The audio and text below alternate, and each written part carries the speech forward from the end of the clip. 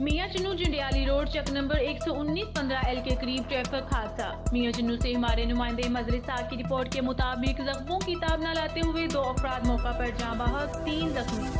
جاں بحق افراد میں ریاض ول سکندر سکنہ 50/15L، بشیر احمد سکنہ 93/15L، زخمیوں میں اکرم، نورہ بی بی، ایک 7 سالہ بچہ عدیل ولد ریاض شدید زخمی۔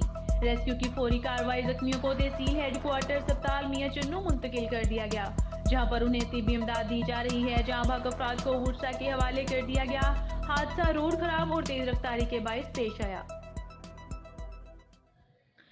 عبدالحکیم کے صحافی سعید بٹ کے قاتل تاحال گرفتار نہ ہو سکے۔ آج تمام ضلع خانیوال کے صحافی برادران نے Khanewal D P O office کے سامنے پرامن احتجاج کیا۔